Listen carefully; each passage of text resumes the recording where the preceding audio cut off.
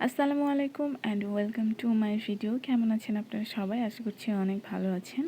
সকালবেলা কাজটা সেই দেখি যে এনারা মেহেদি নিয়ে এসে বসে আছে। যেহেতু কালকে ঈদ আর আজকে চাঁদ রাত, তো সবাই মিলে মেহেদি দিবে, সেই জন্য আমার কাছে এসেছে। তো ওরা আগে আমাকে বলে রেখেছিল, আমি বলেছিলাম যে সকালের দিকে এসো, কারণ বিকেলে আমার অনেক কাজ থাকবে, আমি পারবো না। সেই জন্য সবাই সকালবেলা চলে এসেছে। আর মেয়েগুলার মাঝখানে ওই ছেলেটাও নাকি মেহেদি দিবে, এটা কোনো কথা হলো বলেন তো?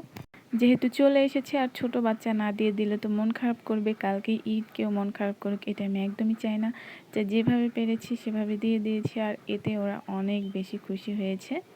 ছোটদের মনে জায়গা করে নেওয়াটা অনেক বেশি কঠিন, আলহামদুলিল্লাহ আমি সেটা খুব ভালোভাবেই পারি।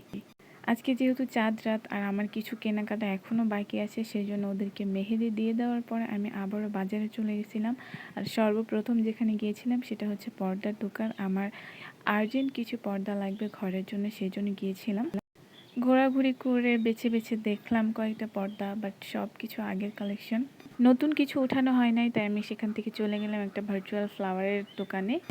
মেয়েরা ফুল খুব বেশি পছন্দ করে, আর ঘর সাজাতে তো আরোই বেশি পছন্দ করে। আমার ঘরের জন্য এরকম একটা ফুল খুব প্রয়োজন ছিল, যাতে দেখতে অনেক বেশি সুন্দর লাগে। তো আমি দেখছিলাম আসলে কোনটা নিব। আমার বাজেট এত হাই ছিল না, আর আমি কর্নারের জন্য কোনো ফুল খুঁজে নাই, জাস্ট ড্রেসিং টেবিলের সামনে রাখবো সেই জন্য ফুল খুঁজছিলাম।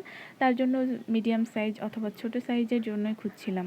বেশ খোঁজাখুঁজির পর আমার একটা ফুল পছন্দ হয়ে যায়, আর সেখান থেকে আমি সেটা নিয়ে নিই। তারপর বাসে চলে আসি। আর আগের দিন আমি যে গ্রসারি শপিংগুলো করেছিলাম সেগুলো ব্যাগ থেকে নামানোও হয় না, ওরকমই ছিল। তাই আমি চিনিটা একটা জারের মধ্যে করে রেখে দিলাম। এরপর ঘরের যে টুকিটাকি কাজগুলো বাকি ছিল সেগুলো সেরে নিলাম। আসলে আমার ঘরে প্রচুর ময়লা পড়ে, প্রচুর ধুলা পড়ে, সেই জন্য প্রতিদিন মুছতে হয়, প্রতিদিন ক্লিন করতে হয়। আর ঈদের আগের দিন তো মাস্ট ক্লিন করতে হবে, সেই জন্য আমি সারাদিন ক্লিন করি না, মার্কেট থেকে ফিরে এসে ক্লিন করতেছি। আর এই যে একটা ঝামেলা হয়ে গেছে, এই ফুলগুলো আমাকে ব্রাশ দিয়ে ক্লিন করতে হয়, সেই জন্য অনেক বেশি টাইম লেগে যায়। আসলে আমি খুব প্যারার মধ্যে আছি এটাকে নিয়ে, সেই জন্য চিন্তা ভাবনা করে রেখেছি যে এটাকে ঢেকে রাখবো। আবার প্রয়োজন অনুযায়ী কাপড় সরিয়ে নিলেই হয়ে যাবে। তারপর আমি এই তো আরও বাকি যেগুলো ছিল সেগুলো মুছে কমপ্লিট করে নিচ্ছিলাম। সামনে যেহেতু আমার এক্সাম, সেই জন্য আমি আগে থেকে কোনো কাজ করি না, একদম চাঁদ রাতে এসে লাস্ট মোমেন্টে এই যে আমি লেপালেপিও কমপ্লিট করে ফেলেছি, আর বাদবাকি কাজগুলো কমপ্লিট করেছি। শুধু এই কাজ করলে তো হবে না, রান্না বান্না করতে হবে, খেতে হবে। তো তার জন্য আমি এখানে ভাত রান্না করতে দিয়ে দিয়েছি। ভাতটা আমার প্রায় হয়ে গেছে, আর ওইদিকে আমার তরকারিও হয়ে গেছে।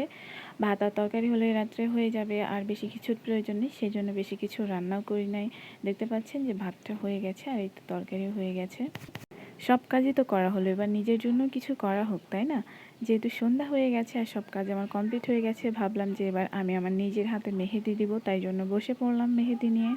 আমার মেহেদিটা যেহেতু ওভারনাইট রাখতে হবে, সেই জন্য আমি রাতেই প্রেফার করেছি দেওয়ার জন্য। আর একা একা দিব, কেউ তো নেই দিয়ে দেওয়ার জন্য। যেরকম পেরেছি নিজে নিজে একা একা হাতে দিয়ে দিয়েছি, বসে পড়েছি দেওয়ার জন্য। চাঁদ রাতে হাতে মেহেদি না দিলে কিন্তু ঈদ কমপ্লিটই হয় না।